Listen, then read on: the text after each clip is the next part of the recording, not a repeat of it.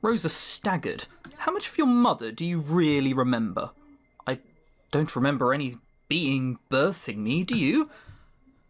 You must admit the possibility that this mother you speak of was simply a stranger who took you in as her own, Rosa. Fueled by the force of our curse, she was deluded, possessive, and hysterical. I do not deny that I might be the root of her delusion. She must have searched for me and found you by accident instead. Guillem shrugged. An alternate theory, but one that makes more sense. But what are you saying? Simple. Whoever created a pathetic thing such as me deemed it impossible to scatter my seed. It was just as well. There was a huge tinge of bitterness in his amused voice. After all, to wish this curse upon somebody else, my child, nonetheless, that would make me a different kind of monster altogether. Rosa looked at the locket with shaking hands. She opened her mouth to say something, but promptly closed it. The fight had vanished from her eye. Tears fell as she closed the pendant into her fist. Guillem fidgeted uncomfortably. If you want to believe it so much, then I can be your father if you so wish. Why did he say that? He admitted that he didn't expect the words to come out. He was only mulling over in his mind, looking at her dejected face. It was pity, wasn't it? A favour out of pity for this poor, lonely girl? Or was it penance? I don't mind. He did his best not to sound distressed. Perhaps a part of him wanted it to be true. Guillem looked at Rosa and felt the same thing stirring affection he had for her through the years. It wouldn't be too much of a stretch, would it? He could protect her and care for her like a real father would. Hope began to sprout in his heart again. That dastardly thing grew like a weed. It veered dangerously close to breaking through his pride. Wouldn't it be a miracle? A child of his own flesh and blood standing before him full of love, disappointment and confusion. Exactly how a child would look up to their parent. It's a nice sentiment. By this time, Guillem was already well acquainted with the dying screams of hope. He knew which soft, secret places to push in order to kill it. You don't deserve that, of course, of course. Guillem laughed almost a little bit too loudly. Rosa winced. Don't look so troubled, my daughter. We're family, aren't we? Enough of such moody, sentimental topics. They bore me. Instead, why don't we start thinking about possibilities? Guillem, please. She was still bent on changing his mind, but Guillem could tell her resolve had all but fizzled out. Oh, again, you still haven't given up? I'll admit you have some spirit. It's admirable that you'd go to such lengths for me. I mean it when I say I'm honoured. But you are so naive. Tragedy is everybody's friend, Rosa. If you stay with him too long, his smell will linger on your skin. I don't care much for tragedies myself. I'm more interested in opportunities. And what we have right now is a dawning, a beginning. Guillem stepped closer to Rosa, touching her cheek with his palm. Rosa was afraid, but she didn't make any attempts to run away this time. Aren't you glad you found me? You're not alone anymore. We are blood.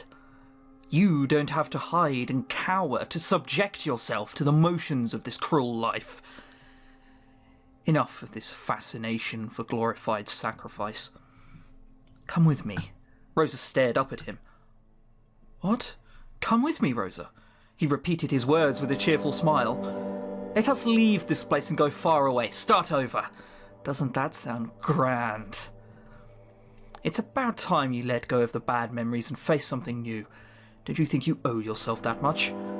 And what of the victims you will continue to take, Guillem? What about them? What about them? I care little for strangers. It is you I want to make happy, Rosa. Please let me. I need you as much as you need me. Rosa bit her lip. Mother? I need you right now. Please let me hear your voice. She struggled with the pain in her heart. She was free-falling. Mother?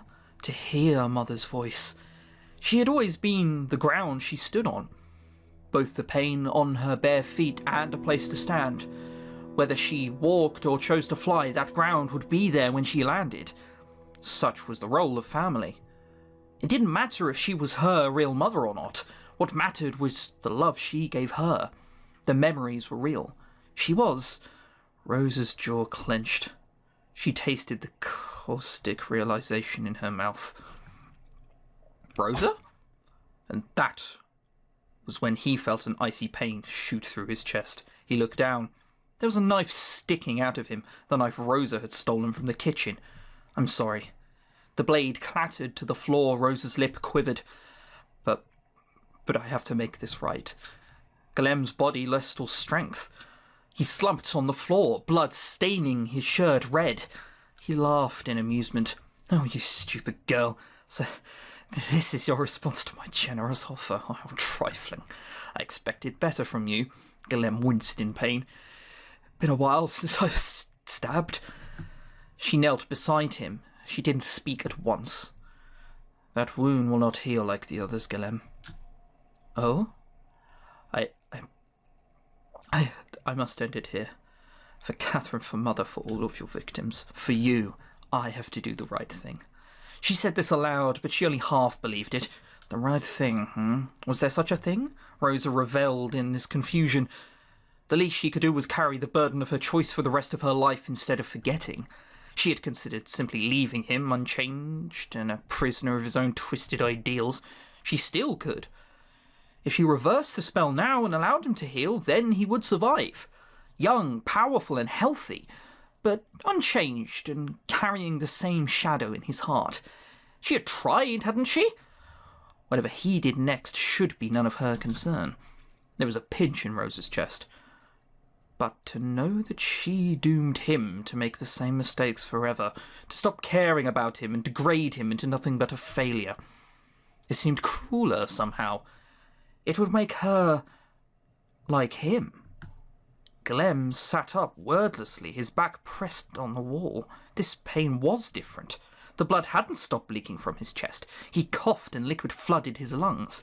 It was getting harder to breathe. A part of him wanted to ask how she had found a way to kill him. It seemed quite pointless now, a waste of precious breath. He sat there bleeding, willing himself to anger. He thought of threatening her, demanding her to do something, but he didn't.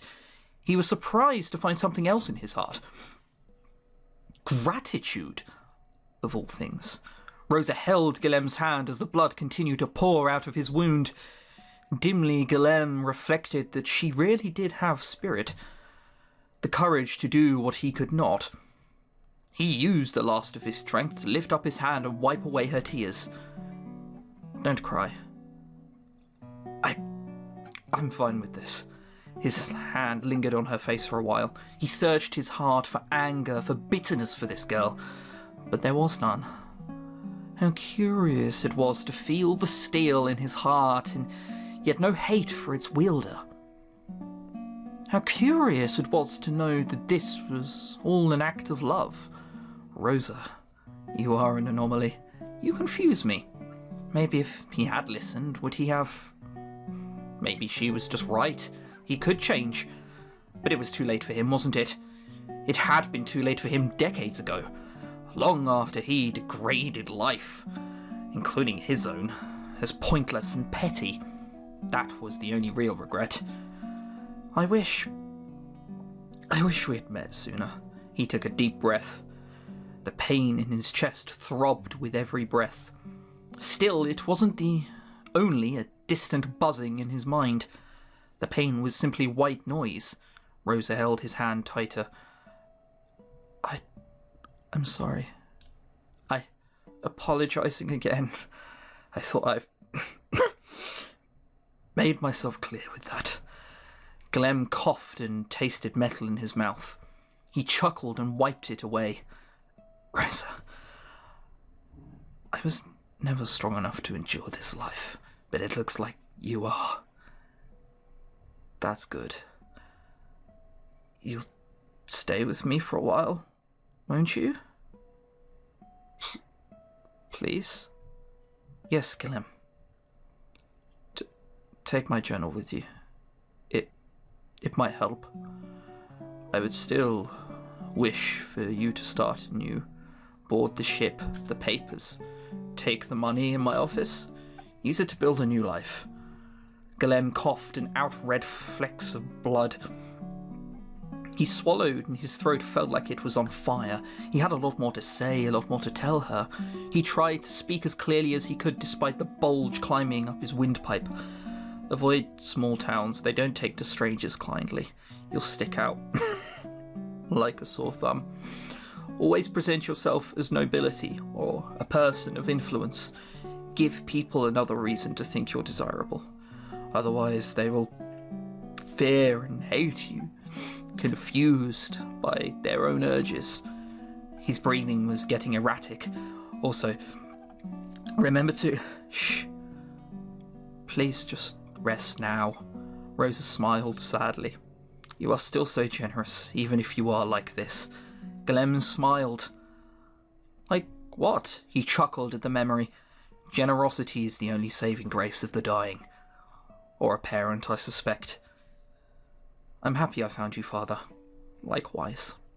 The last few years I've spent with you were my happiest. Guilhem stared at her, his vision clear now. He pushed a strand of hair away from her face and touched her cheek fondly. My daughter. Rosa's eye filled with tears at this. You are beautiful. At the end, I got to meet you. To know that something good came from my existence. It is not so bad. I love you, Rosa. As do I, Father. Please, be free. Death gave the heart a final gift of bliss. He savoured this. Thank you, Rosa. The two of them crouched alone in a corner, cherishing each other's warmth for as long as it lasted. The candle's wick expired and the room was plunged into darkness. Rosa got up, looking down at him one last time. Sunlight slipped past the window. It touched her face. Rosa left the room to welcome the dawn.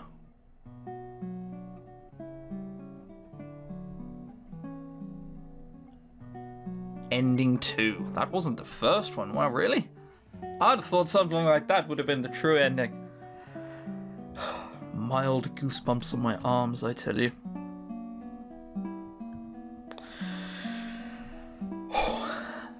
That game was pretty good, wasn't it? I like that a lot. The weirdest thing is normally I only start series when asked to, or like, hey, Tenarium, you should totally play this game, or JP challenges me to play a series. This one, I saw someone talk about it on Twitter and decided to just give it a go. I was like, why not? It looks and sounds good. Fuck me, I wasn't expecting it to be that good. I wasn't expecting it to be like Game of the Year material. Your main purpose is revenge. That was it, to be fair. You gave Rosa her freedom by saying goodbye. You opened Guilhem's locket. I don't know how important that was, but whatever. I think I interpreted that reason. There was a deeper reason behind opening it, I imagine for most people, where I just wanted to see what was inside. I didn't think too much beyond that. You told Rosa that family is the most important thing. I did. And then I went and killed my father. That's rather contradicting of me, isn't it? Well, women do crazy things, I guess, if we're being sexist. You wanted to read more of Guilhem's journal. I did, because I wanted to find out more about him. You took Guilhem's key. You admitted that killing Guilhem might not be the only answer. Ah, now it just sounds like we did the wrong thing. Oh, man. I want to do the normal, well, that game was incredible. You know, subscribe if you've gotten this far but haven't already, and, you know, please like, etc. But I want to go back and see what happens if I take the dagger. And then we won't have any knowledge of Guilhem because we wouldn't have gotten the book. And I know if I just do that off screen, I'll never do it. Plus, it'll be awesome to show to you guys. Should I do that? We will. We'll see you next part, then, in that case. I really want to do it. I want to see what happens if you take the dagger. It's going to be a one part. Let's do it.